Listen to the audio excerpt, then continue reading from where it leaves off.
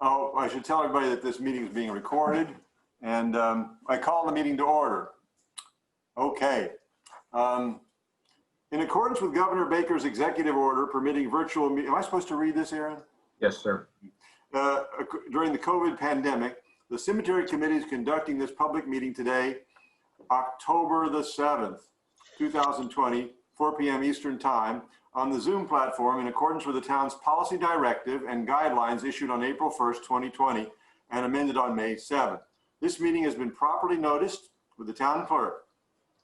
I ask that all cemetery committee members, town staff, and presenters activate their video and mute their microphone unless they have something to say or are participating in committee dialogue. For members of the public, when I open the meeting to a public comment, please unmute yourself or raise your hand by hitting *9 on your phone, or select raise your hand option by your name in the list of participants. If you are recognized, please state your name and address. This meeting is being recorded and will be available for later viewing on the town's website. I hereby call this meeting to order. And let me remind you, all committee votes will be taken via roll call. We'll start with an attendance roll call. Committee members, when I announce your name, please reply in some way or another. And I'll begin with me, Paul Cook, I'm here. Andrea? Here. Jerry? Present. It's Jerry Susi, Andrea Solomon. Leo Carroll? Present. And Brian Davidson. Present. All right, all committees here, and I see that Aaron McCloskey's here, and as Tish Hopkins is here, and Anna Trout is here, and our friend from the town select board, Susan Bates, is with us too. Welcome, Susan. Can't hear you, Susan, but anyway, all right. Thank you. Thank Okay. you. So let me begin by asking everyone to, we're going to review the minutes. If you've had a chance to look at March and June and September, or actually it was July, March, July, and September. And we're going to vote on these one at a time. First of all, let's take a look at the March. I think you've all had a chance to look at the March minutes. Do I have a motion to accept the March minutes? Paul, I'd just like to, make a change on D7 of the March minutes, the last sentence there. Let's take a look. What does it say, Brian? Sure, it just says, Mr. Davidson expressed concern that the outright ban on bicycles could cause a reaction in the cycling community, to which Mr. Cook responded that we are not trying to ban bicycles, just trying to express our concerns. Just like to strike that and have it changed to the committee agreed to continue to seek ways to voice its bicycle concerns to the town. I have no objection to that. Anybody else? All right, I move that we accept the minutes with the exception of, as long as that is corrected as Brian suggests. And Brian, if you could send that alternative text to Aaron. Absolutely. Then that can be plugged in. Is that okay with everybody? All right, so I'm okay. So do we have a motion to accept the March minutes? Second. All right, I move and Brian seconds. Very good. All right, now let's call the roll here. So everybody can be noted. Andrea Solomon. I accept. Jerry Susi. Yes. Leo Carroll. I accept. Paul Cook, I accept. Brian accepts. It's unanimous. The minutes from March are accepted. Now we move on. The minutes of July. Do we have a motion to accept those? I'll make a motion to accept the July minutes as written. Brian Davidson moves that we accept them. Do we have a second? I second. I'll second. Andrea Solomon seconds. Let's have a vote on that. Paul Cook, I vote yay. Andrea Solomon? Yay. Jerry Susi? Yes. Leo Carroll? Yep. Brian Davidson? Yes. All right, so the July minutes are accepted. On to September. Do I have a motion? I'll move that we accept the September minutes. Do I have a second? I'll second. Leo Carroll seconds. Here's the roll call. Andrea Solomon? I accept. Jerry Susi, Yes. Leo Carroll, Accept. Brian Davidson. Accept. All Cook, I accept. It's unanimous. The minutes are accepted. A5 on our agenda. The next proposed cemetery committee meeting is November 4th, 2020, and we cannot talk about the election. At least not very much. On November 4th. We may not know anyway what's going by November 4th. No, we won't. Okay. Does November 4th work for everybody? Yes. Okay, no problems. All right, November 4th then is our tentatively the next meeting. Not tentatively, almost assuredly, God willing, and the creek don't rise. Now we move on to the chair comments. And first of all, I would like to say that hats off to Aaron and Anna for setting up the meeting. It's a bit of a, I think, a technical, for me, I would call it a technical headache, but they did it, and I hope they didn't have any headaches doing so. But thank you very much for doing that. And I just want to say, just to voice appreciation for the ongoing dedication of both Aaron and Tish to keeping the cemetery looking good and running well. So thanks, guys. Well done. And now let's move on to D2, the Public Works report from Aaron McCloskey, our superintendent. All right, good evening, everyone. Thank you for attending the meeting. Good to see everybody virtually. A couple things that we just wanted to cover today. First, I'll cover the statistics for the last month. We had 4 full grave interments, 5 cremations, sold 14 single lot graves and 2 cremation lot graves during the month of September. A couple updates for the committee. All of the tree tags have been installed. Big thank you to Tish Hopkins for finding all 26 species of trees throughout the entire cemetery. No easy task, but those are all installed. Tish made a map, so we have that available to us, and we'll somehow kind of figure out how to post that map and kind of maybe have our GIS group digitize it and provide it and make it available for folks that are interested in looking at the different species of trees in the cemetery. So thanks to Tish for getting that done, and thanks to the Friends of Sleepy Hollow for the generous gift and contribution of the tags to the town and to the committee. I think it'll be a great point for, or attraction point for maybe the tour groups to take a look at and visit as they enjoy their time in the cemetery. The landscape services contract was bid out, and we received 1 bidder for that. It was Einstein's, which is the current vendor for landscaping services for the cemetery. Their bid came through. We did a check on the bid. Everything seemed to be squared away. So we made a recommendation to the town manager a couple of weeks ago. I did to approve a bid and award the contract. So that was awarded.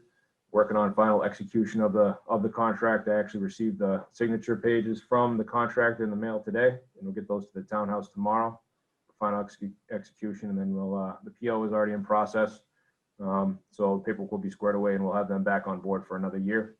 That was bid out for a 1-year contract with 2 optional 1-year renewals at the discretion of the town. So pricing went up a little bit. I think it's something that, looking at the budget for next year, we'll factor that in, but we were able to cover the full cost of the contract going into this year, FY21, with all the monies that we had available in our budget and remaining from previous years encumbered PO. So we look to start that and continue on the good relationship with Einstein's going into next year. Aaron, how much was the budget for the next year for Einstein's? The total contract, the contracted price? Yeah. The total contract value is $117,310. Yeah, thanks. And that comes, that comes from which kitty, so to speak? Multiple cases, mainly funded through the cemetery department. So Through the cemetery fund, as well as the, like I said, last year's encumbered funding from last year's PO from unexpended amount. So when we bid the project, the way we estimate the number of days that we need service provided from a contractor to the different areas of the cemetery, we tend to not hit all of those, but because we bid and estimated that many, that contract value is typically more than what we actually expend. So at the end of the contract term, there's a remaining balance on the PO, and we can then request to use that PO in the money in a future contract that was approved and awarded. So that's where we came up with a balance to meet. And Aaron, is it like the 70-30 balance that we use? Is that how it's paid? No? No, so that 70-30, that amount is that's for how the whole entire cemetery fund is budgeted, is funded. Yeah. But the individual line items, that doesn't break it out like that. So where you said it comes from both sources. So how did you apportion how much from each source comes to pay the Einstein guys? So when the budget gets funded at town meeting, it's funded by two sources at that point. 70% from the cemetery fund, 30% from the general fund. At that point, once the town meeting approves the budget, it's just all I have is a single line item budget for Okay. all my line items in the entire budget book. Okay.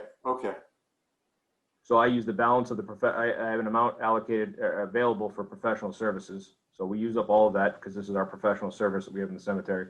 And then there's a shortfall that I need to cover the total contract value. And I use the remaining PO balance from the previous contract to cover this. Okay. So we're able to award the contract because the town has all the money available. I can't award a contract for $117,000 unless I have $117,000 available. Okay. So all that's squared away and we're moving forward. Okay, go ahead. Yeah. I'm moving forward with the contract. I mean with the contract. Yeah. Okay.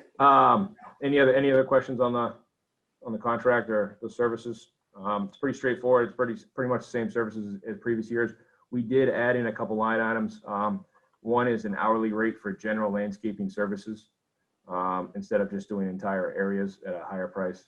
And then also we added in a flat fee for fertilizing services. We would provide the material and they would provide the labor and equipment. Okay. So, other than that, operationally, no major issues to report in the cemetery in the last month. I don't know if Tish has anything she wants to add in. Okay, and that's all I really have for the staff report for right now. Okay, thank you very much, Aaron. Thank you. We go now to D3, lot repurchase, Town of Concord, Allen.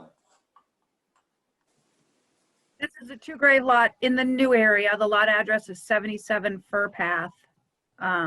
This couple, Petronella and Richard Allen, just moved to another state and have decided not to come back and be interred here. So they want to sell it back to the town for their original purchase price of $2,400. All Pretty right. straightforward. It's very straightforward. Do we have a motion to approve this lot repurchase? I motion to approve the lot repurchase. Andrea Solomon moves that we approve it. Do we have a second? Second. Brian Davidson seconds. Let's have a roll call. Paul Cook, I vote yay. Andrea Solomon, Yay. Jerry Susi, Yay. Leo Carroll, Yay. and Brian Davidson. Yay. All right, it is approved unanimously. D4, continued discussion of the non-conforming headstone request from Canava. This is now, I think, the third time we have addressed the Canava stone. The earliest one was, I think, back in many months ago, and maybe even in March, was it? I don't know. What's that? Go ahead, Tish, fill us in. So in your packet was a color rendering that we had asked him for. He supplied the color rendering. And I also had asked him about the ease of moving the stone. It's not easy to move, he readily admits, and suggested that if he set it the normal way where the top pieces were attached to the base, as is typical, with an epoxy, he said, or a setting compound, that the entire thing would have to be moved if we ever move it, which we will eventually have to. He said if he knew we were going to have to move it, he wouldn't use an epoxy or a setting compound. He would put pins in the granite. That way it would be easier to separate the top pieces, the die pieces, from the base. That was his answer.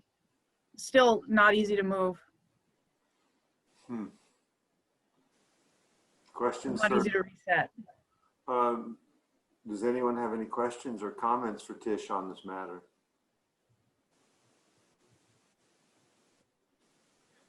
And like I said, we do have one very, very similar to it. It's in a more established area and won't have to be moved. It also was a surprise. We didn't know we were getting it, but we did. But it's in an area where we won't have to move it. What was your question, Jerry? Sorry. Yeah, Tish, are you able to assess, a fee? I mean, machine time, personnel time, anything like that? Or Don't typically. we don't? Okay. No, and standard to move ahead, it's not a big deal to move the stone. I forget what the monument companies charge. It's in that area in particular, it's going to happen quite often. This one just may take some extra effort.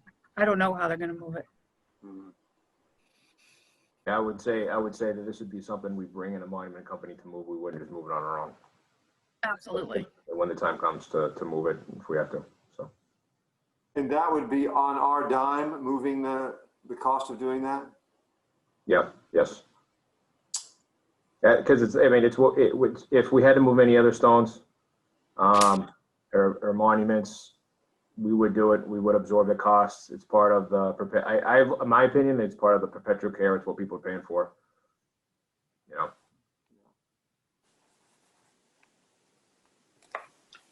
And the stone, as I recall, it meets all our sizing regulations and that type of thing. There's no rule that we have in place currently that would say if a stone's particularly difficult to move, it can't be put in place if it meets our size restrictions, or is that not correct? Size restrictions for an upright headstone, it's high for a bench. A bench is only supposed to be 2 feet high, but the bench portion of the stone probably is only 2 feet high, so. Mm-hmm. Yeah, technically it conforms to our requirements. So in every respect, it's legal, so to speak. It just represents some possible inconvenience in the future.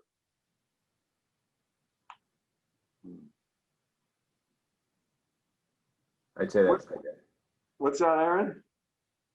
Yeah, we can do it. I mean, yeah, like I said, we would just bring a professional in to make sure that, they move it and we're not damaging it, and it would just be a little bit of extra time and extra cost, but nothing I would say outrageous or out of it. Yeah. But again, if you have, say, 20 other stones like it, and you're going to be needing to move them regularly, it becomes more of a burden. Yeah. Tish, what sort of circumstances would cause you to need to move that thing? Bury someone behind it. And those lots aren't sold yet. We will sell them eventually, and somebody will be interred there. We're talking in the new area then. Yeah.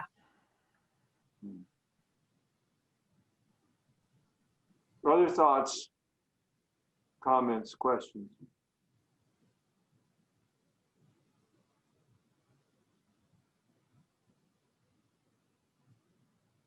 Yeah, this is Leo. Tish, how often have others been moved? Is this, are there similar situations to this one? Yes. And how much did it end up costing to move it? I think right now they're $150 for a basic headstone. And we get the closest Acton Monument comes and does it because he can come in a day. Sometimes we're limited on time. Yeah. I didn't get a chance to ask Acton if he would move this one. I don't know. Well, We have to call the original guy back. I don't even know where he's from. Yeah.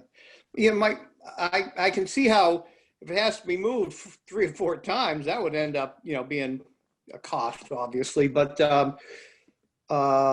if it's only going to be moved once, It would be twice. It could be twice. Okay. The people behind that lot could be all cremation interments. I never know. Yeah, I can't predict. It's not even sold, so I have no Well, idea. I'm just trying to determine, is this a $150 decision or is it, a $1,000 decision? So we know how much time to spend on it. But it just seems to me that if there's a way to put in, yeah, we accept this, but here's what it's gonna, each time it has to be moved, you have to pay the cost. Is that something that can be done? I don't know how you would enforce that, because if it gets installed and the person who is installing it is then deceased, then you have to, not be able to pay. Honestly, as far as the cost goes, I would say that's something we have in our operating budget and we absorb as cost of doing business. Okay, that's fine. I have to say that the Canava people have been persistent and courteous, I think. They really want this. They've come back with a new design, right? They had original design wasn't right. They came back again. Now they've come back yet again with a fuller picture. I'm inclined to approve it, but on the other hand, I don't want to burden the cemetery. I don't want to burden Tish and with lots of housekeeping to keep everything up and running because of an out of a somewhat unusual stone. I don't want to speak to Tish, but I know she's always looking out the best interests of the cemetery. But I would say from a, operation standpoint, anything's possible. We could move anything if we really needed to move it. And I agree, with your statement. They're pretty persistent on what they want, and they've met the committee's requests. And I have no issues as far as from, my standpoint, my opinion on, if they want to put it in, and if in the future we do have to move it at some point, either, the current staff or a future staff, if it's, after our time, I'm sure could figure out a way to move the stone and get it reinstalled without damaging it. Would it be a good idea to notify them in writing that if we're going to, say we do approve it, that we cannot guarantee that it will not need to be moved in the future? Something like that? I mean, I think it's a general, we move stones, like Tish said, we move stones all the time. Okay. So we don't need to give them any sort of special, warning that that's going to be the case. Okay. No, I don't think it's necessary. All right. One more time, any comments or? Yeah, let me just say this. There's 8 of us in this meeting, but there's only one person down there who's going to be moving it. So how would you vote, Tish, if you were going to do it? I don't get a vote. All right, that's very diplomatic. Okay. Tish is a diplomat, that's for sure. That's for All right, sure. I gotcha. Yeah. All right. Well, Tish, you have to forgive us if we're putting extra burdens on your shoulders today. You don't have to forgive us, but I hope you will. Yeah. Well, I'm inclined to move that we accept the Canava proposal. I'm about to move that we do so, but I just want to see if give everybody one more chance to sound off. All right. Well, I move that we accept their proposal. I second. All right. And Andrea Solomon seconds it. Let's have a roll call. All right. Jerry Susi. Yay. Leo Carroll. Yay. Brian Davidson. Yay. Paul Cook. Yay. Andrea. Yay. Okay, so it's unanimous. The Canava request is approved.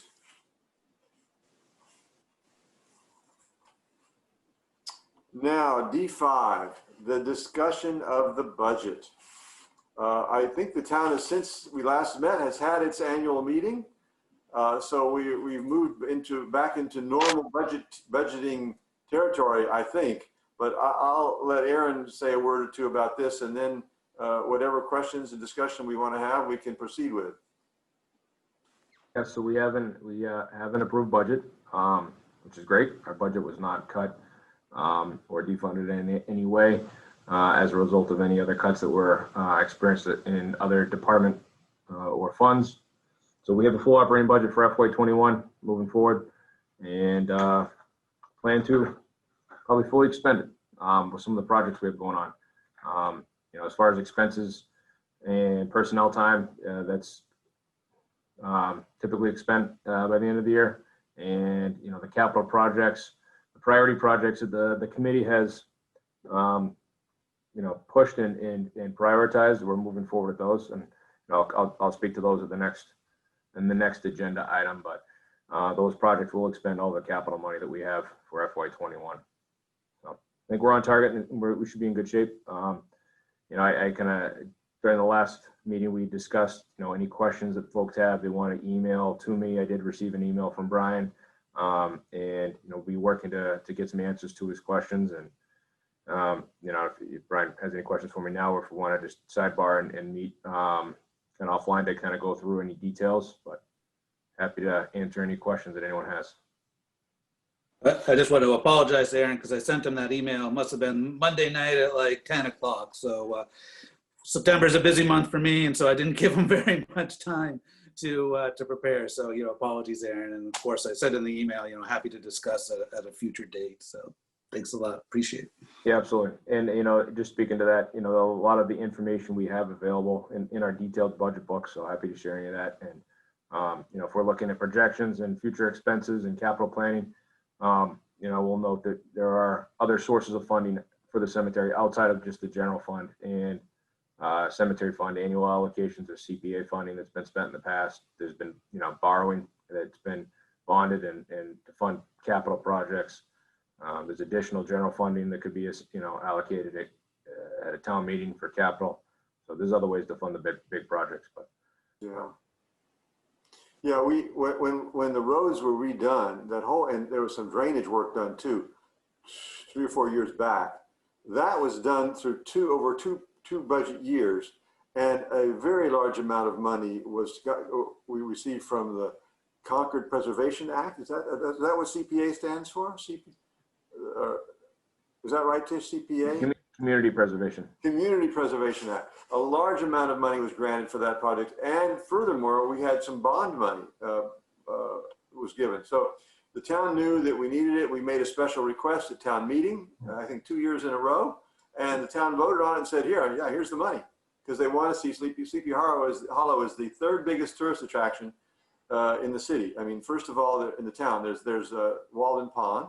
And then there's the Rude Bridge that crossed the flood. And then, there's the cemetery.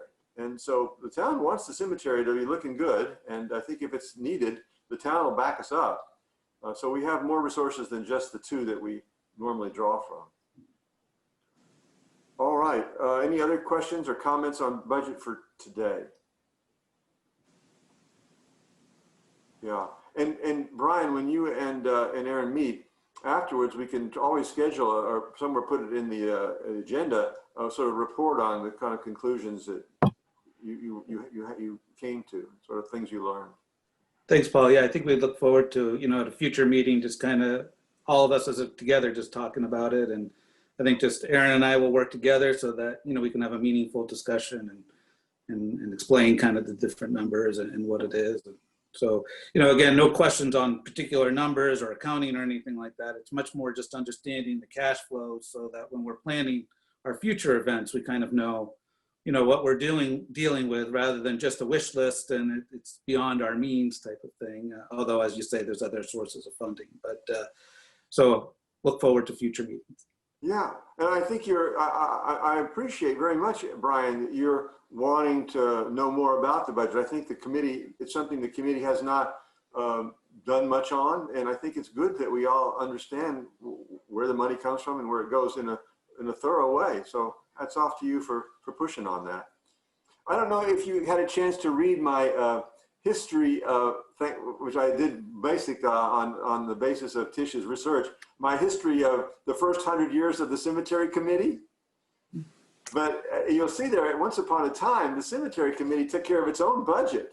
We didn't have to go to the town. We had to watch our P's and Q's very carefully because that's what paid for stuff. And you can see some of that in those notes. Andrea and a former member of the committee put together master plan that we're about to look at in a little bit. And I had promised a history of the cemetery committee for the as a sort of an appendix. Well, Andrea, I came through sort of. It's a little late, but better late than never. And next time we reprint or maybe even now we can append my little history to the master plan. Yes, absolutely. Okay. All right, so let's go on to the update on D6, update on the committee's priority projects. And I'll let Aaron McCloskey take the lead on this. Okay, thank you. So first, I will, before we kind of dive into the mausoleum rules and regulations and where we left over, that I'm going to talk about, there was a request from the committee to investigate additional mausoleum sites at the newer section of Sleepy Hollow Cemetery. So I've asked our engineering division to go out and survey that. They went out and visited the site, did a preliminary survey week before last or last week. It's still in process, but I asked them to share with me what they have so far for progress I could share with the committee. So I'm going to share my screen and show you a couple of the survey locations to show you what was done so far.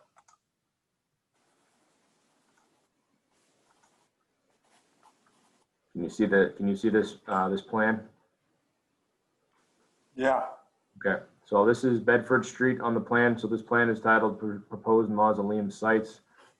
This is sheet 1 of 2 that I'll share this afternoon. So this is Bedford Street, north this direction.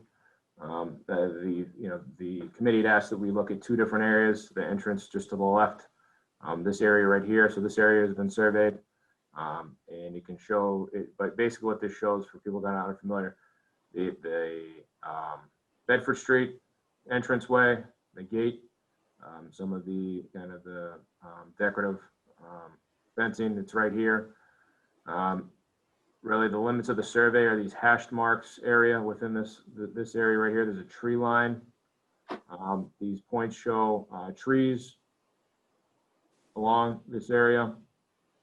And then these lines indicate elevations. And so you can see here that there's, kind of this low point here is at 145.5, the high point over here, 146. So 146.5 is actually right here in this area. So almost pretty level area, which something can be done with that.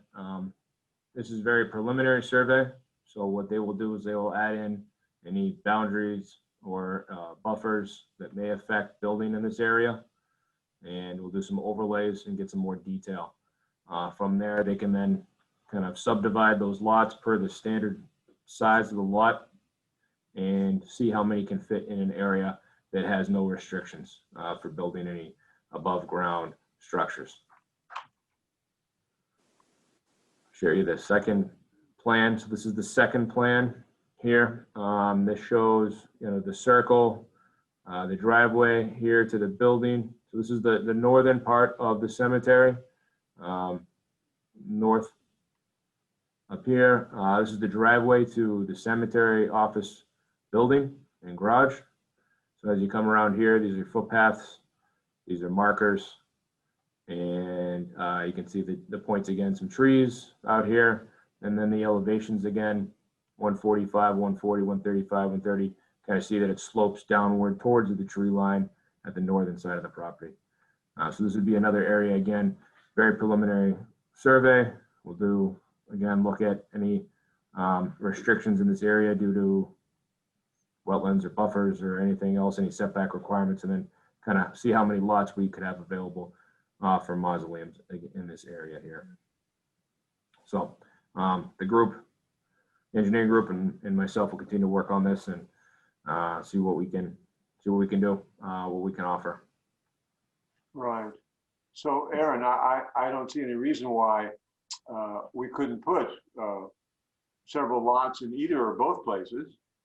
So that's why it's still very preliminary. When I say that we need to look to see if there's any buffers or restrictions, basically if there's any wetlands, and the wetlands have a no build buffer zone, a restricted zone, we would want to avoid any of those zones. I don't know yet whether we're in those zones in this area and how far they might encroach and restrict our ability to build and, have horizontal, vertical construction. So I can't yet say that, we might be restricted, this area right here might be restricted, no build. I don't know yet. That's what the survey is going to find that out. So this is a preliminary. This is the boots on the ground. They've done the work. They've uploaded it into CAD, and then they will overlay other data and GIS information into the survey to identify what area is buildable versus non-buildable. Okay. And then from there, subdivide the basically buildable lots out and show how many can fit, the location. And then the committee can then, I'll share that with the committee, and you folks can decide on, if you want to move forward or not with those lots, or just have it for future information available for a future committee. Okay. And did your folks give you some kind of a timeline about when they'd be able to provide you with that additional information? I hope to have more information for you for the next committee meeting next month. Does anyone have any questions about that for Aaron?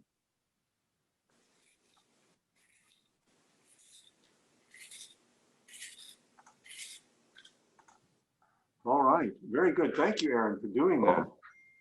That's great progress on that. So I think that with the mausoleum lots, it's been such an odyssey. We've come such a long way. And there was, in the beginning, there was a lot of resistance. I don't know if some of you were around, but I know Andrea remembers. I actually had a big fight with the former superintendent over this whole matter.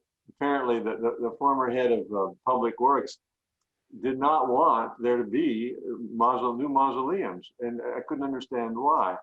But anyway, that's been resolved, and we're all ready to go. We just need a couple of more things, which is a rate, figure out how much we would charge for the lots, and secondly, a rate hearing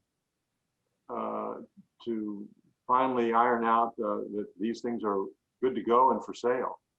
But before we do that, we did finally get an update on the specs for mausoleums, and I worked a little bit on that, but Aaron and Tish have worked on it as well, and you've all seen it. It was in the packet, and I just wanted to know if there are any comments on that.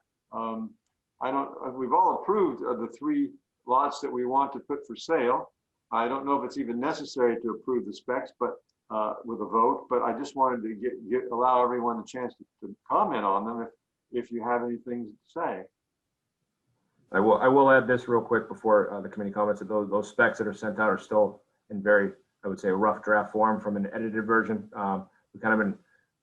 We're trying to get those done last minute, right before, finalize and get out to the committee, so at least you can have some eyes on them before the meeting. So I'm sure there's some typographical errors and edits that we need to make still in that, but really, looking for comment on content, and if there's any questions on any of the detail that are in there, happy to discuss that and with the group. Did the committee members get a chance to peruse that document? Any thoughts on it, Brian? I just had a question about if there would be anything on lighting. I didn't see anything that would indicate lighting on here. Solar, people have these solar lights now. So I didn't know, obviously if there was kind of a rule on banning lights or anything like that. The second was, I was wondering if there was kind of any, I don't know, I'll call it maybe the get out of jail free card, something about where it doesn't conform to, the aesthetics of the existing cemetery. So, I think we talked last meeting, that St. Bernard's, for example, had certain headstones that were placed in there that were, not maybe to community standards and people were upset. Is there any kind of, could we put in any kind of rule in the design? It has to, fit the historic, confines of the cemetery in a loose enough way so that if somebody came with some crazy idea, they were going to build their mausoleum in the form of a locomotive or some silliness like that because they love trains, that we'd be able to deny that request. I think that there are clauses in the specs that nothing can be done without the approval of the superintendent and the committee. There's a couple of places in the specs that, no, there is not one line that says only that and that only. And you may have a point, it might be a good idea to have section 2, number 1 is something to the effect of what you just said, Brian. But there are at least 2 other places, I was reading over it a little while ago. There are 2 other places that just about say that in as many words. Yeah, I concur with that. The committee and superintendent supervisor will be reviewing any plans that come forward. So basically it's up to the committee to approve or reject request edits. As far as the lighting goes, cemetery rules and regulations prohibit vigil lighting. So, no lighting allowed.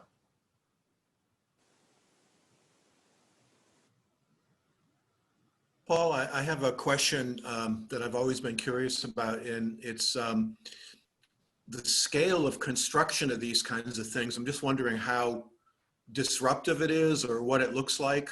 And we were talking about, it's not just a simple frame building, but big chunks of granite being put in place. So I'm just wondering if anybody has come across anything as far as the scale or scope of construction and how disruptive it is, what it looks like. I don't know what to say there, Jerry. I do know that there's that little area, there's no other graves directly affected along that hillside next to the Pope Mausoleum. There's those next 3 sites. All the other graves are a little bit away from that. So I don't think there would be any chance of disturbing any other graves. But like with any construction project, there will be, probably a need, just like when we did the restoration of the Melvin Memorial, we sort of had to put some protective webbing or something around the area while the construction was going on. And I think something similar would probably take place if someone was to build a new mausoleum along that in site A, B, or C. And the specs do say that everything that has to be done in cooperation and with the supervision of the superintendent and the cemetery manager. So if Aaron or if Tish thought that there needs to be a little bit more caretaking and such and such a thing, they could always step in and say, wait a second, you've got to, you can't bring a bulldozer in here and do that, or you have to, get permission from the cemetery committee before you can, do X, Y, or Z. So I think that, again, it's sort of the thing that Brian was concerned about, the get out of jail free clause. In other words, we can always interfere if someone's going beyond what we think is proper. That disturbing things in some sense would fall under that heading too. Yeah, I would also recommend that we treat this like other type of private construction within a town right of way where we require a bond, some type of surety from the private entity. So whoever's purchasing this lot, will have to provide us, we should come up with an amount for a bond so that, let's say they run out of money during construction and we're stuck with 4 large pieces of granite and disturbed grounds. How do we clean it up and how do we get it out of there? Worst case scenario, that's, to make it, make us whole as a town and as a cemetery. So I think that's something we need to consider as well. And I think we have that. Isn't there something to do with that in the specs, Aaron? I don't have a copy of it in front of me.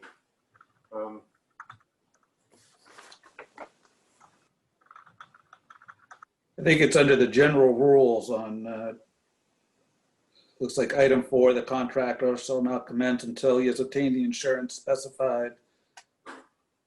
Yeah. So it talks about like, but I think we, like, in addition to insurance, like we need to have like some type of a retainage bond, like almost like a performance bond or a, that assures that if they were to stop midway through construction, we're not left with something that the taxpayers the taxpayers have to take care of. So maybe we'll just add something like that into it. Yes. We do talk about like liability insurance and property damage, and like hold harmless claim. But something that's of some type of monetary value that the town could then like pull a bond and then use that money to. It's like if a contractor opens up a street in town and does a subpar repaving job, instead of the taxpayers having to pay for repair of the roadway, we're pulling their bond, and now their insurance company is then paying for it. And then there goes there. Aaron, will you take on responsibility? I will. I'll talk to our engineering department and see what language they use for their street opening permits, and Okay. we typically do it for like our construction projects too. So I'll add some language to that. Right. Okay. Well, that was the reason why we wanted to bring this up to the committee, because you don't always think of everything. So Jerry and Brian, thank you very much. And maybe something too, if, I know it says, Paul, you'd reference in there that the work has to be approved under, the direction of the staff, but maybe some type of like at least the first 3 mausoleums, they're right on a roadway. And so any construction work, what I would want to do is prevent disrupting any other, burial grounds essentially, right? So you don't want to have the contractor disrupting other people's lots. Maybe they have to, all work disruption has to be kept to, call it the roadway or their own lot. Yeah. Okay. Well, these are things that we have a 90% complete rule of specs, but these are important additions that I think should be added, and maybe we should have just a standalone line that sort of corresponds to Brian's get out of jail free idea. That is that at every step of the way, the committee and the superintendent have the ability to govern what activity takes place regarding one of these sites. As this conversation's going on, I'm thinking, and maybe it's already said enough in the contract, and maybe that's not the place for it, but scheduling of the work too should be something that we're able to, like if we had a funeral happening, I don't want them showing up with their equipment. Or if they had a funeral during the day, they'd have to stop, leave, clear the roadway and be gone for a certain amount of time if I had a funeral nearby. I don't know if the contract is a place for that, or if there's enough wording in there already that we can approve what they're doing, so we can just tell them that at the time. I don't know.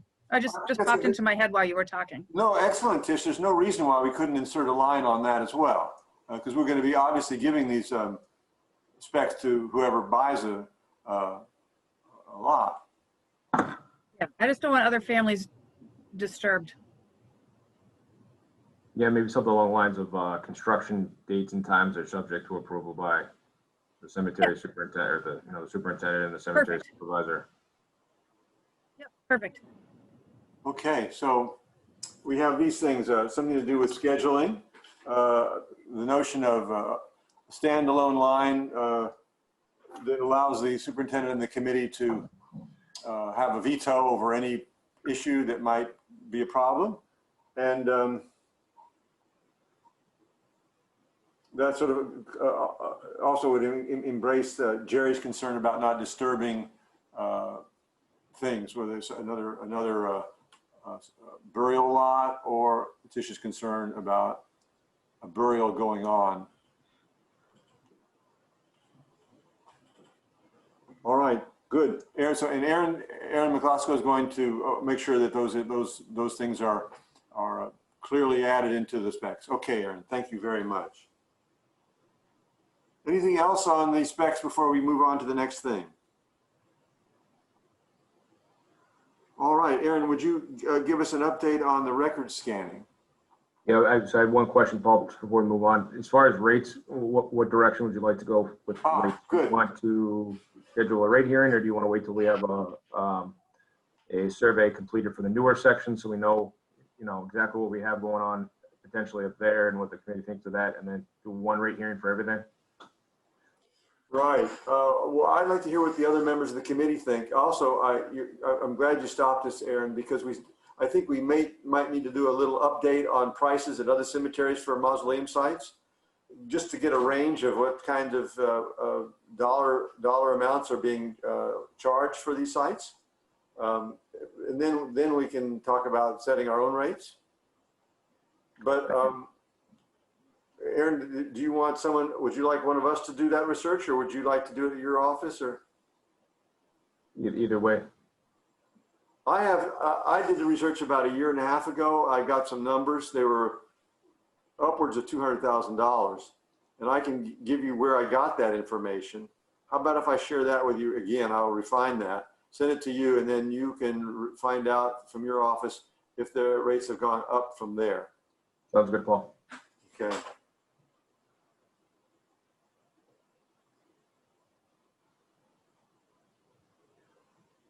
Now, regarding a rate hearing, what do you think?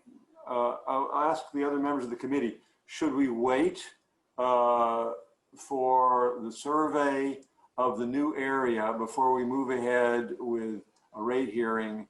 I think because the specs would probably pretty much apply to both areas, though we could allow for a little, maybe some small differences between a mausoleum being constructed there next to the Pope tomb and a mausoleum being constructed on flat ground over in the new area. But I think in general, the specs might hold for both. But we still don't have the information we need to designate plots that would be for sale. Should we wait?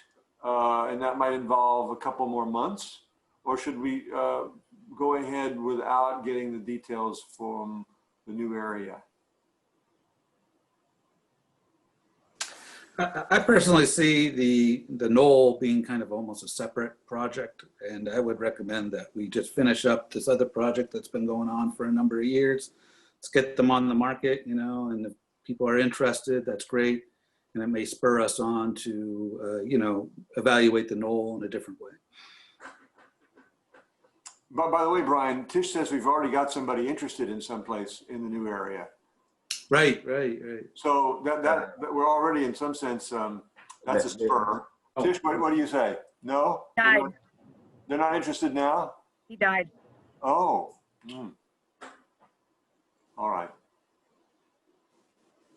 Well, there's 3 great places in Sleepy Hollow if he's looking for a nice The mausoleum. family's looking for a nice mausoleum. All right. Any other thoughts on this? Brian thinks we should go ahead. I'm inclined to agree with him. When Brian said we should get them on the market, I heard a real estate agent talking, and I was thinking, well, when's the open house? Right. I would say that if I might make a recommendation, if we don't have we need a little bit of time to, what I would like to do before we set a date for a rate set hearing is have the rates reviewed by the committee and have everybody kind of, if you're looking to move forward, I would say we probably want one more month meeting, maybe like sometime maybe for a December meeting. The rate hearing for December? Yeah. Okay, that sounds good. That way we can talk about pricing next time in November. All right, that sounds good. That way we can provide like a package. So if you could, the way I see it kind of playing out is Paul, you send me the info, we'll review it, get some up-to-date numbers for the committee. The committee can discuss it, advise, the staff on any, the recommendations, and then we'll provide recommended proposed rates. Good. December rate hearing and have that be a publicly posted meeting. That's got to go and be posted for 2 weeks in a newspaper. And there's some other requirements beyond just a regular cemetery committee meeting. Yes, right. Good. And maybe in November we can look at the specs one more time. Yes, yeah, absolutely. Okay, so we'll All the updated specs with the comments that we reviewed a little earlier. maybe we can send those out late October. And Yeah, I'll send that. I'll probably, honestly, I'll work on that as soon as possible and get that to the committee with plenty of time so you could review it. okay. Individuals have comment back, we can work on that to try, hopefully before the meeting. Okay, excellent. That's great, Aaron. All right, what about record scanning? So we've worked with Nathaniel Smith, the town's archivist. We met with 2 vendors so far, visited the property in virtual Zoom meetings and saw some proposals. So right now we're just working on getting the 3rd price and hopefully select one and I'll do a request for a purchase order and move forward. So we definitely like what we've seen so far from those vendors, and it meets our needs. And so we're just going to we'll select one of them that gives us the best proposal for, the detailed spec that we've required and move forward with it. So I would see by the next meeting, we have a contractor on board locked in with a purchase order and moving forward on it. What does the scope of work involve there, Aaron? So it involves scanning in all of the law cards, the books, D-books, and other pertinent information that's in the cemetery's office, digitizing those records, and then combining the relevant records into similar type files, and then uploading those onto basically an asset management database where staff can access all the information. And then we would also allow public access so that some of the information is searchable for folks that are looking for specific people that might be interred in Sleepy Hollow or one of the other two cemeteries in town, and can kind of look up ancestry related information. Okay, great. Questions for Aaron about the record scanning project, one of our 3 priorities. All right, let's go on to Headstone Restoration. So we have, Tish put together a list of all the stones of the next, what we'd like to see done. It's a long list. We're gonna have to narrow the list down, and I think that's gonna be a project that we'll have, over the winter, get some price proposals, and early spring start working on the next phase of headstone restoration. So we have a long list. Tish went around, took a bunch of photos. I don't know, Tish, if you have any comments on it, but we gotta kind of narrow the list down to what we think is we can get for the money that we have available, and put it back out on the street to get some pricing. This has to be rebid, or can we go back to the previous vendor? It's a new project, so we would solicit quotes. Uh-huh.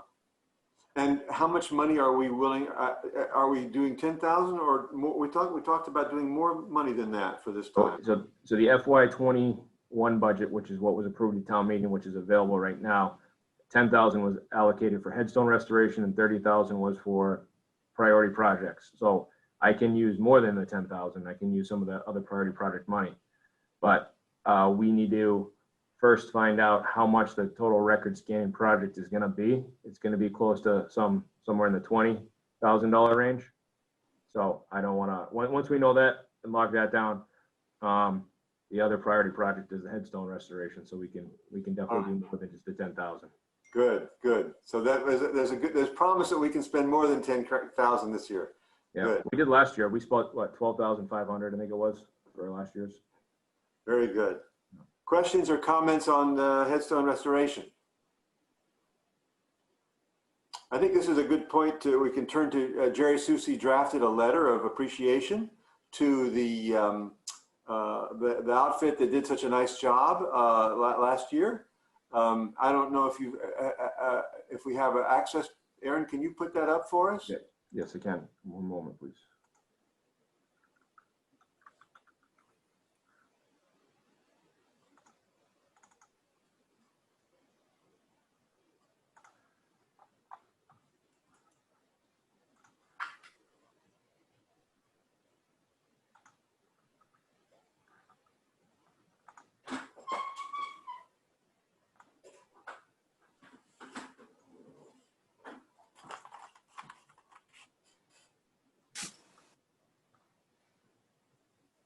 Can everybody see the letter?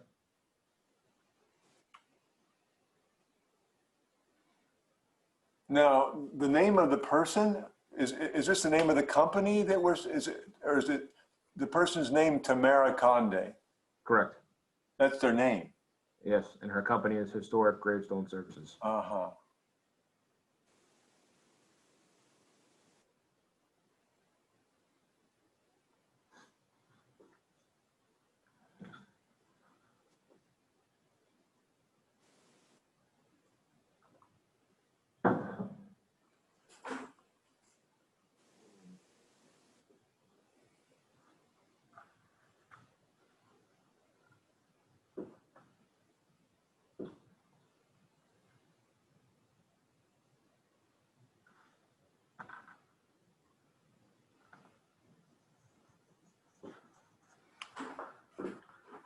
Jerry, I like the body of it very much, and I appreciate the quotation from Cicero as well. My only suggestion would be that there would be kind of a formal salutation, dear Miss Conde, something like that. Oh, yeah. No, this is, real draft. I really don't know what the form or format is for something like this. And the quote actually comes, her business and her website is really fascinating. This is someone who's deeply involved and committed to this specific work of gravestone restoration. And that quote from Cicero is from her website. Okay, all right. Well, I like the body of it very much. All I would do is add a formal salutation, dear Miss Conde, and then a formal end, the cemetery committee, something like, thanks you very much for your fine work. And then we could all sign it or something like that. But otherwise, I think it's very nice. So who would kind of put those finishing touches on it? Would you like to? Okay, sure. All right. And then, I don't know why that popped up. And then, show it to us next time. It'd be hard for us all to sign it. I guess maybe you could sign it on behalf of the committee or something like that. And you put all our names, maybe list our names at the bottom. Names. And then you sign it on behalf of all of us. And Okay. we'll run it. And I think that's what I would say. Any other thoughts on that? One thing, on the second line, the second sentence, instead of a comma, I would say slate and marble. And I wouldn't say slabs, I would say headstones. Okay. A slab is a type of headstone, none of which you repaired. Okay.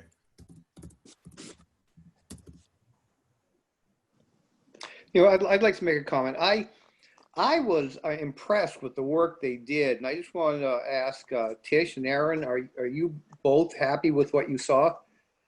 Yeah, I was very impressed. I think it might do some good to just mention the mechanics. You got in, you got the work done quickly and didn't interfere with anything. And this type of thing helps a lot when another town is looking to hire this contractor. If there's some mention of how well it worked out, the mechanics of the whole process. Incredibly easy to work with.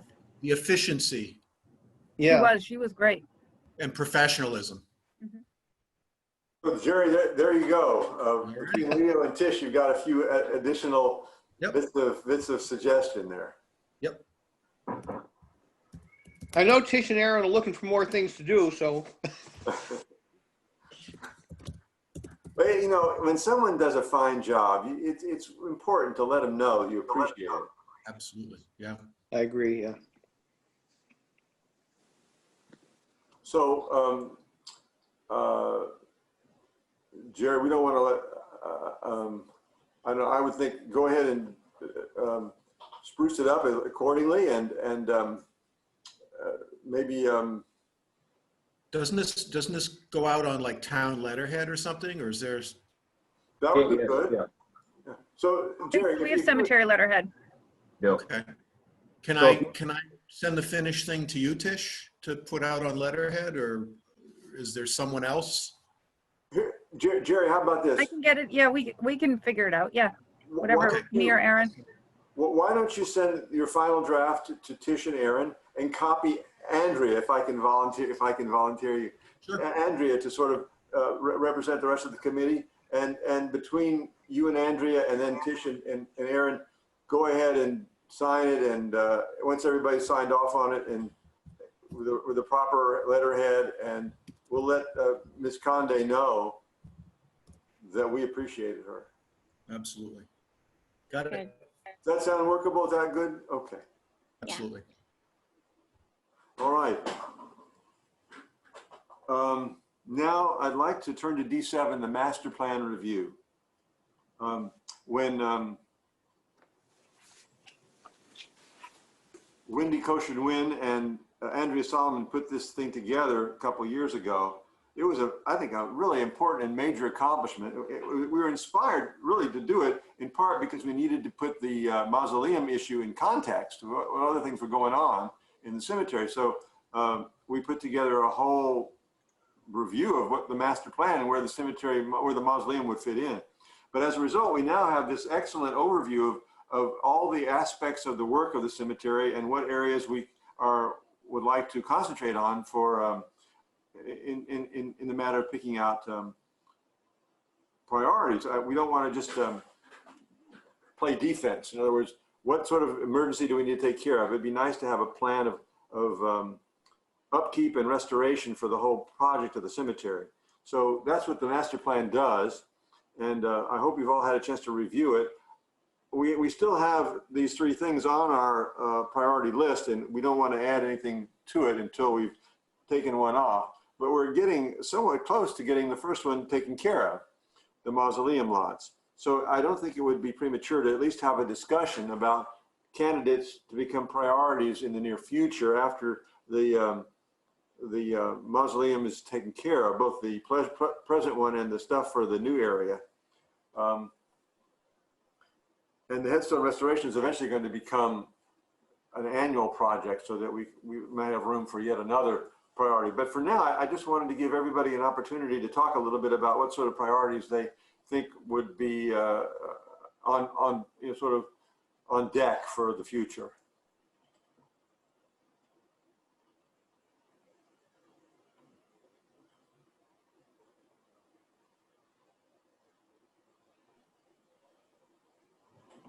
I read through the master plan a couple of times over the past couple of weeks, and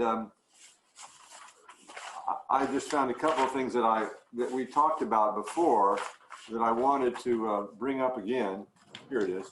Under 1.2, there was an issue to do with Vesper Circle. We said we'd reassess in 219 whether we were going to have sites for sale there. The Vesper Circle is in the old part of the cemetery where there are very few grave sites left that are open.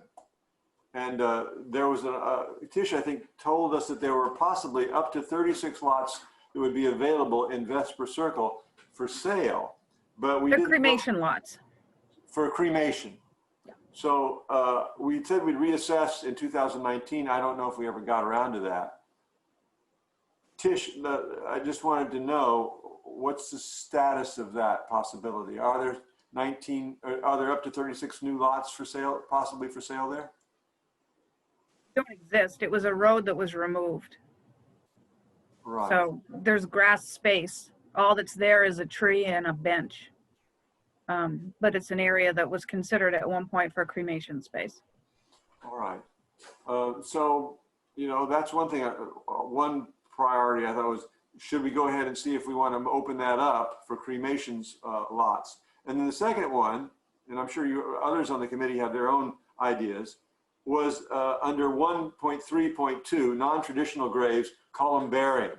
When we were having we had a special meeting about the mausoleums and about opening up new burial sites, we did spend a significant amount of time also talking about installing a columbarium. That is a place where ashes can be stored, an upright structure with niches in it, in which you could open a door and put in a container holding ashes, and you would buy such a lot, just the way you would buy a mausoleum site or a grave site. And we did a little research about companies that build them. We talked a little bit about where we might build it in the new area. And so one thought I had was to look into that, maybe even designate a subcommittee to look into it and meet with Aaron or someone from Aaron's office regularly for a brief while and look into how much it would cost, who we could hire to build it, how we would fund it, what other towns have done, other cemeteries have done. I've done a little research, and I think that so has Andrea in the past about columbarium. So that's the second thought, the two things that were on my mind about potential new priorities. But let's hear from some of the other members of the committee. I'm sure some of you have some ideas as well. Yeah, if I can just make a few comments. First of all, I want to say that Aaron and Tish have done a great job on replacing certain trees that, I've noticed that they're lasting and everything is good. There's a bag that holds the water in, but if you look in the hollow, you'll see that the dogwood trees that were planted recently are all very strong. In fact, most of them are still green, and that's because the water bags are trickling a water source to them. So that's really great. And the other thing I was quite impressed with is you remember that at the Melvin grave, not the monument, but where the two of the soldiers are actually buried, there was a lot of erosion. We all saw that the night that we were in the van. Well, Aaron and Tish put out this netting and planted grass, and it looked beautiful for about 1/4 of the season.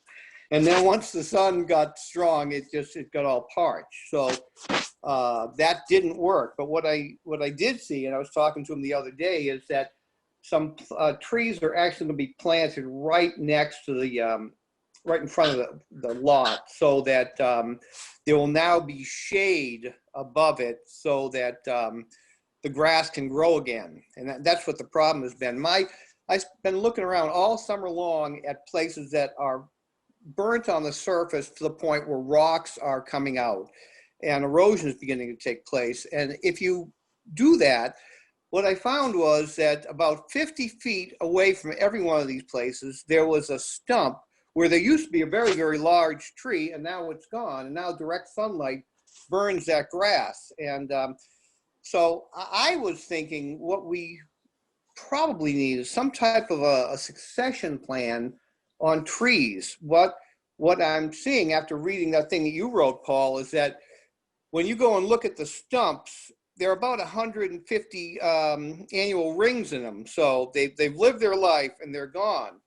But what had happened is that in the last, maybe 50 years or so, there has been a leaning towards bringing in introduced species rather than non-native species, and dogwood trees and things like that only grow to about 30 feet instead of like the 100 feet and the 80 feet that the oaks and the pines are. So it would be great if we could have a horticulturalist or someone on some type of just a small project to help us understand where we should be planting the trees, so that when the hemlocks go down, which they are going down, they're going to disappear before too long, we have a source of shade to stop the erosion from taking place. So that's my 2 cents worth. And I'm looking at the hemlocks, and I've spent a lot of time looking at how badly that disease, the woolly adelphid disease, is spreading. And it just seems to me 99% of the ones I found out there are either beyond repair or they're getting eaten alive by this stuff right now. So we have to assume that, like the American chestnut tree, we're going to lose those hemlocks. What can we have in place so that when they do go down, we don't experience a lot of erosion? Oh, right on, Leo. I'd like to do everything I could to back you up on that suggestion. I don't know. I'd like to hear from what Aaron and Tish say, but I think that's a very good observation, and I think that would certainly do a lot to help remedy some of the landscaping issues, the erosion issues that you talked about. Aaron, well, I'm saying they've done a good job. I'm not saying they haven't, but yeah. I think at some point we could use some professional horticulturalists or somebody to help us put in place a plan. Paul, you'll remember when you wrote this, they talked about these tree parties they used to have 150 years ago, where people would come in and plant the trees. Well, we don't have that now, and when we lose this next set of hemlocks, we're in for trouble. And I think we just need someone to help us with it. That might be a horticulturalist. That's all. So I'm gonna I do appreciate your comments and your observations, and it's very true. You know, in Concord, we are doing a lot of work right now, for tree planting, you know, and urban forestry management and some resiliency. So we have a grant that we've been working through right now through, municipal vulnerability preparedness. We received a $150,000 grant for tree planting. That's a program that's under my division. We're working through it right now. Every season, fall, spring. So the seasons I've been here, last fall, this past spring, and this fall, we're planting trees throughout town. We're going to be planting a number of trees in the cemetery in the next week or two. So you'll see those going. Right now, we're planting just under 50 trees throughout town this fall. So we do have a plan for kind of reforestation. Trees don't last forever, and they need to be replaced. And you know, we're finding that, and it's not uncommon. Concord's like any other town in that fashion, where we have a lot of old trees that, you know, that were planted, you know, 50, 60, 70, 80 years ago, and they've reached the end of life and are starting to decline. And so we have a plan for kind of replanting. We do work closely with a third party. I call them our arborist consultant, but they do much more than just that for us. Davy Resource Group is a company that the town has been working with for a number of years now. They work with a lot of municipalities in the Commonwealth and in New England and throughout the country on, you know, forestry management programs. And that goes for, you know, they did the town's tree inventory and assessment in 2017. So we have that. It's on TreeKeeper. It's available for anybody. And as part of that inspection and the inventory, they did all the trees in the cemetery. It's a tool that Tish used when going around to identify those trees that we tagged. Tool that I use almost every day in my role. And you know, we look, you know, as part of that, the town is also provided with a forestry management program. It's on the town website under Concord Public Works and Public Shade Trees section. It talks about, you know, how many trees we have, different percentages of species, what ones are in decline or in poor condition that need to be removed, priority planning for the removals, how much we should be allocating annually for that. We're not, you know, we don't allocate nearly as much as we need to for not only removals, pruning, maintenance, but also replanting. You know, unfortunately, planting money was, you know, something we request in the budget. I request $40,000. It gets cut to $25,000 last year through, you know, just general budget cuts. But I agree, you know, that as far as the cemetery funding goes, the cemetery doesn't budget anything for tree planting. You know, the tree line item, looking at the budget I have right now, right next to me, tree removal services is $2,560. And that doesn't cover the thousands of dollars that I've spent already in tree removals and tree maintenance this year in the cemetery. So I supplement the cemetery fund with the cemetery budget with the general fund and the other divisions that I oversee. So, you know, I'd say that's something that I agree with, you know, Leo's comments that forestry management is a big piece of the puzzle here, but it's very expensive. But to that point, I actually want to share something with the group. You folks will be the first people that kind of see it. And really, we're working on a tree guide for the town. It's something that the group's been working on for the last couple of months. We're working with a third party professional graphic designer on developing a tree guide. So I'm going to share my screen again. And it really shows, we want to use it as a tool to educate the residents of Concord on forestry management, tree planting, what species we recommend be planted in Concord, and you know, how to maintain the trees that you either plant on your own private property, the tree plants in the right of way, or does a setback tree planting program. So I'm just going to share that with you. It's a guide that I would say would be applicable to the cemetery once it's complete as well.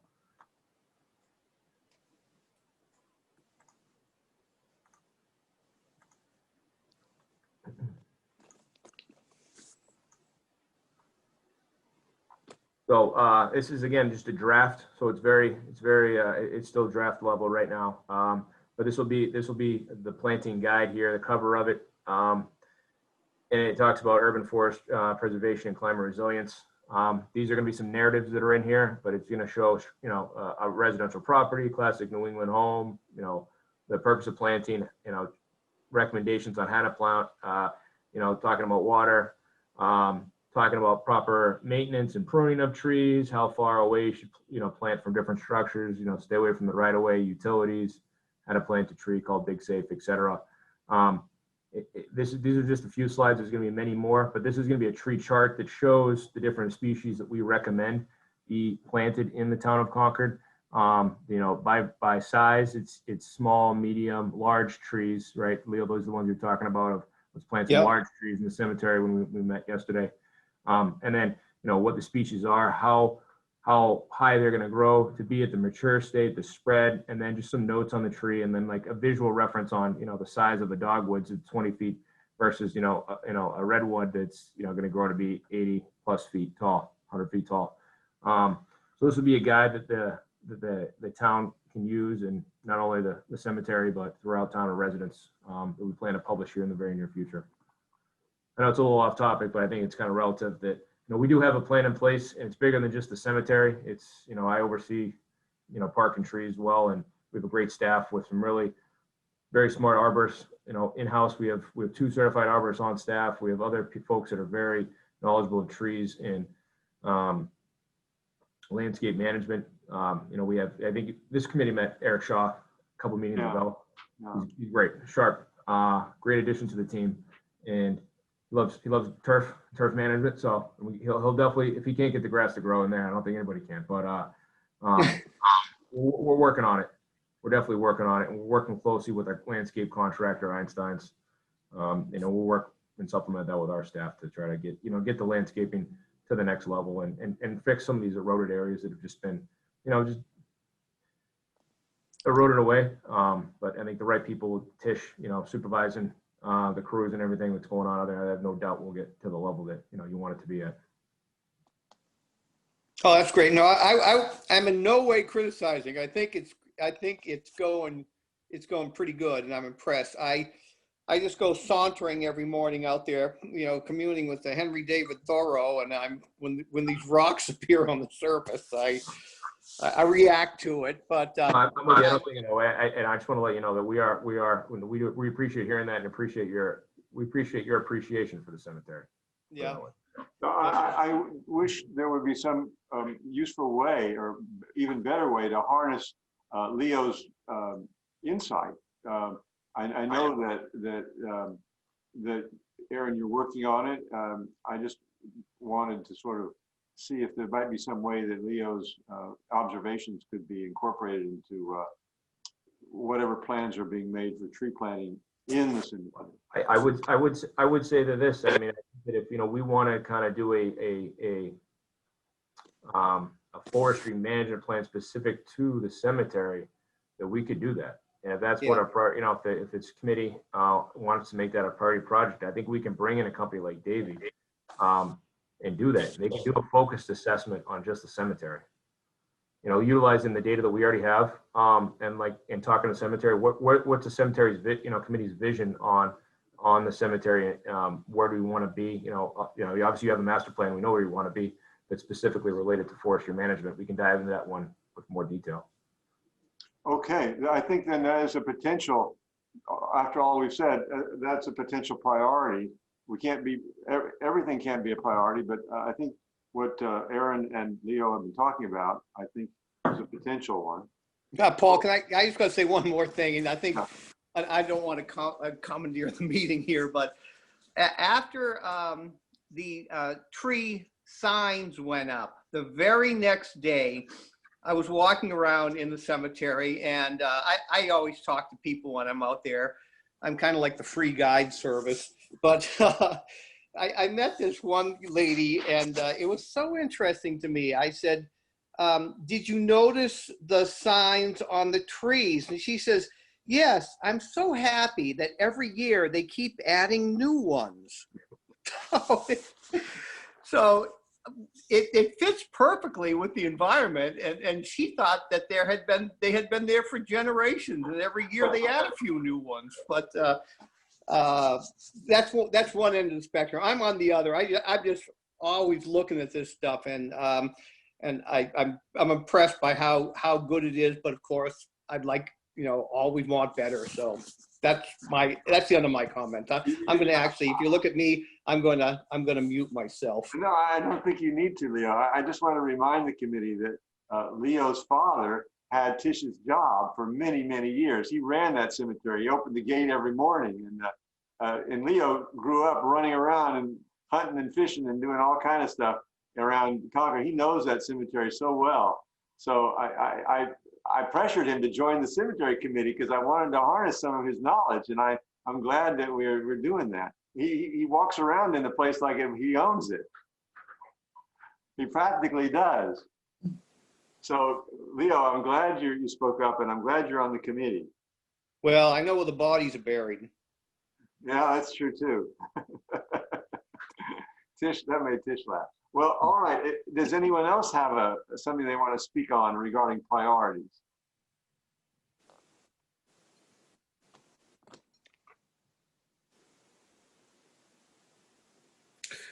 I just maybe add the old burial hill, looking into that as a priority because it's going to be a project that takes a long time to kind of to do. I know we've had some kind of engineering review of it years ago, but it's a big liability regarding that. So I noticed that was in the plan as well. So I just maybe add that as a long-term kind of goal. Yeah, you're talking about that wall next to the St. Bernard, that next to the Holy Family Church. Correct, right. Retaining wall there. Yeah, that is going to be a big project. I don't know how close it is to needing attention. I mean, ultimately it will. Tish, what do you think? Oh, it's definitely going to need attention. Hopefully not while I'm working there. So Tish thinks there's a little time. I have no idea. I do know that the woman who lives in one of the houses, it's not just the wall by the church, it's the wall that's in front of the burial ground as well. Yeah. And the woman that lives in 23 Lexington Road, I'm going to meet next week, and she has asked about the wall and if we have a plan for it. That will certainly need Community Preservation Act money and probably a bond as well. We're talking about a big piece of money to fix all that.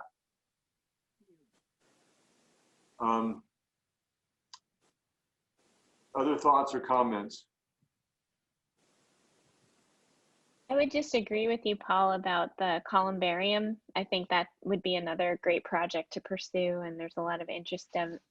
Tish has mentioned over the years that there is a lot of interest in that. So Yeah. I have a waiting list.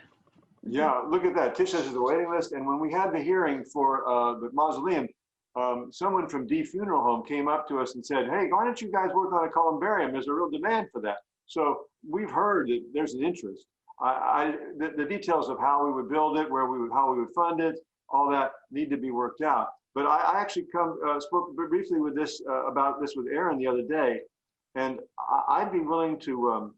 I was thinking it might be good to have a subcommittee to look into it, and they could meet with Aaron or Tish or maybe Eric, Aaron's deputy, and over the next 6 months or so, we could find out just how much progress we could make on instituting that as a priority once we've settled the mausoleum question. Would there be anybody interested in working on that as a sort of meeting on occasion by Zoom until we can meet in person and investigate? I know we've done, when we did the investigation for the background for the mausoleum, I already did some research, and I think that perhaps you did too, Andrea. We've already, actually I spoke to a firm that builds columbarium. I know that Tish has been in touch with somebody who also builds them. We looked at other cemeteries that have built them. I think one in Lowell did a beautiful one. So is anyone interested in sort of addressing that or working on that over the next few months? I would be interested. Well, great, Andrea. Anybody would want to work with Andrea on that? I would join on that. Okay, great. Well, if you guys would like to be a subcommittee, the only thing about a subcommittee is when you meet, you have to keep minutes. One of you has to write down, what you talked about. It's not a big deal. And I think, Aaron, would you have someone from your staff or who could meet with Andrea and Jerry on this? Yes, I could. All I, right, I don't want, I'm not going to commit, yes, I'll commit somebody. I just don't know who that's going to be just yet. okay. All right, shall we officially institute a subcommittee by vote? All right, that seems, I would like to move that the cemetery committee create a subcommittee to investigate building a columbarium in Sleepy Hollow. I'll second that. All right, and Brian Davison seconds that. All in favor? Let's have a roll call here. Andrea Solomon, Yay. Paul Cook, yay. Jerry Susi, Aye. Leo Carroll, Yay. and Brian. Yay. And Andrea Solomon and Jerry Susi volunteered to be on the subcommittee, and they will meet with Aaron McClasko or someone he delegates when they all agree it's convenient. And from time to time, you could update us on what you found out. It's not a priority yet, but will be. Yes, Susan. I just wanted to advise you to check with the town clerk about open meeting law and subcommittees, because I'm not really sure that, but I believe that subcommittees are subject to the same. Yeah, and really that involves, of course, the minutes, but also posting the meeting and that it's a public meeting. So, but double check with the town clerk on that before you meet. Well, let me ask you something else, Susan. Is there maybe a less formal way of doing it that would not involve so much trouble? If there was one person, Uh-huh. if there is one person, that's not a subcommittee. Or could they be an advisory team and something rather than a subcommittee? I would ask the town clerk, because she knows all of this backwards and forwards, and I don't want to steer you in the wrong direction. But I know that on other committees, when we've had subcommittees, that they are they have to post their meetings and follow open meeting law regs. But Kari would know if there's a way to, as you say, have an advisory group, have more than one person in some other format. I don't really know. Okay, I will look into that. Aaron, do you know anything about that? Yes, I can, yeah. If you want me to reach out to Kari, I can, or if you want to, either way. Okay. Whoa. I Yeah, got a some storm thunder warning here. on my phone I about hear 3 that? minutes ago. Yeah. Thunder. That's blowing through. Y'all I'm heard looking it, at the trees. Yeah, Um, crews are here, ready to roll, so. All right. Who do the town clerk on that? Yes, Kari. I'd be happy to check with her on that. Andrea, would you do that? Yeah, and then we could even just have like a division of labor, like maybe if I'm checking out a couple things to report back to the committee, and Jerry, if you want to, we could, so that we're not meeting, but we're finding out some information to share that might help us move forward. That sounds a whole lot easier. I think if you could avoid all that bureaucratic stuff, it might make it so much easier. Okay. Susan is smiling. So why don't you guys do it that way, if that's all right with you, Jerry? Yeah, so just you and Jerry talk about how you would like to, two people talking together is not prohibited. Right. So if you two can talk about how you divide the labor in terms of research for the thing, and then just take turns reporting it, and I will send both of you what I have, because I've got at least half a dozen pages about columbarium, maybe more. Okay, So should we do that rather than a formal subcommittee? sure. That works for me. Does that work for everybody else? Yeah. All right, let's do that. And then we'd avoid some just unnecessary red tape. All right. Any other thoughts about priorities? Okay, so we've talked about two things. One is about the columbarium, and Andrea and Jerry are going to look into that and report to us on maybe each time. We'll have a time to talk about that. And then we've talked a little bit about, and Aaron suggested if we want to make tree planting a priority, we can talk about that. And I was wondering, maybe Leo, if you and Aaron could talk about that a little bit, what that might look like. This is all very informal because we haven't made it an official priority or anything, but we're just thinking about it. If you Could you and Aaron talk a little bit about what that might look like if we had a formal sort of plan for forestry management just for the cemetery? Sure, yeah. Okay. I see Aaron regularly, Aaron and Tish. Okay, there you go. So I think it'd be wonderful if we could just harness your interest and put it at the services of at Aaron and Tish, and maybe we can come up with some way of moving forward on that.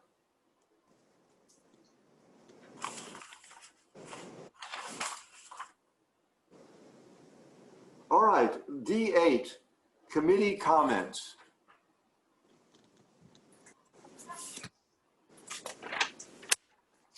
I have a comment. Yes, sir. I'd like to say God bless Susan Bates for sitting through these meetings with us. I love this committee. This is one of my favorites. I learn history every time. Well, the only thing I would say, Susan, is you should feel free to unmute yourself and add some more comments. Even though you're not an official member, you're an unofficial member. Thank you. I just had a couple of things to say about when I was reading the minutes from previous meetings. There was supposed to be a draft, I think that maybe Andrea had written it, about bicycles, and it was going to be sent to a transportation committee or something. I think Susan mentioned that there was going to be a transportation committee, and I think maybe Andrea drafted a letter regarding just how the committee feels about bicycles. Not a ban on bikes, but just our thoughts about respecting funerals and not riding on the paths. And what came of that, Susan? There is a transportation advisory committee that's just, I think they've only met once. But I did want to mention something else that's came to the attention of a few committees last week, and that you probably already knew, but the Bedford bike path is going to be continued to the Concord line. And what's on the other side of the Concord line is the Reformatory Trail. So I'm sure coming up there'll be many, many, many discussions about what to do with that. And I know that the cemetery trails come off of the Reformatory Trail, so well, that'll be a big discussion for quite a while. Wow. About, you know, what to do or what not to do. So there's a plan to maybe pave that trail all the way through? Well, no, this was the first, it was first brought up at a meeting, a trails meeting, actually, that I was at. And one of the co-chairs of Bruce Freeman Rail Trail said that they were going to come to the select board, that hasn't happened yet, to broaden their charge to look at this. And as you might imagine, it'll be a tricky issue, and it's far from a slam dunk or a let's pave the Reformatory Trail, because, you know, the Blandings Turtle, there's a lot of issues, and there are a lot of, there's a bike friendly constituency and there's a trail friendly constituency in town, and that's, in my opinion, I think it'll be a pretty robust conversation, and I have no idea how it's going to end up, but you should know that it's on some people's radar to start talking about this. Thank you for telling us. That's news to me. Mm. Yeah. Okay. We've had a lot more activity this year, both walking and biking. People had nowhere else to go. Right. And it hasn't been a good thing. I get complaints about it now. Wow. Yeah. Because Particularly from the entrance to the trail from Chestnut Hollow. People visiting graves at that entrance have been disturbed quite often. By bicyclists. And walkers, yeah. But mostly the bikes. They don't like it. Yeah. All right, well, that's good to know. All right, well, I think, yes. I think we lost Aaron. Yeah, if you, Aaron is actually back in the waiting room. I'm just letting him in. I think the weather may be an issue. All right, we should probably try to, I think we might need to say goodbye to everybody. I think you guys are having weather troubles. Hang on 1 second. He is trying to rejoin. Okay, thanks, Anna.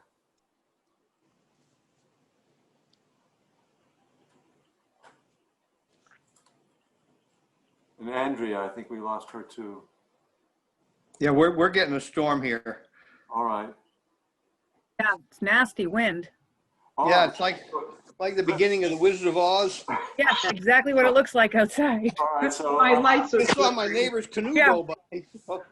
all right, so I think I would like to move that we adjourn. Does someone want to second the motion? I think that's I you, second the motion. Leo. I don't see Jerry. Jerry's chair is there, but he's not. I think Jerry would agree that it's time to adjourn. So, Yeah. I think Leo and I are going to make an acclamation that we have adjourned. Okay. Thank you all very much for joining us. I hope that the weather is not too severe. Ah, here comes Aaron.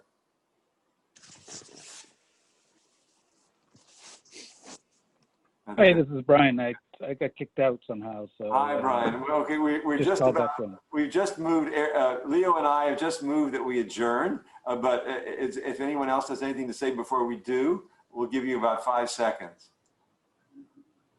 Yeah, I would say we just lost internet service here at the shop, so. Oh, boy. All right. So all in favor of adjourning, say aye. Aye. Hi. All right. I think we are adjourned. All the best to all of you. We'll see you again soon. Adios. Thank you. Bye, thank you. Bye, guys. Be safe. Bye. Bye.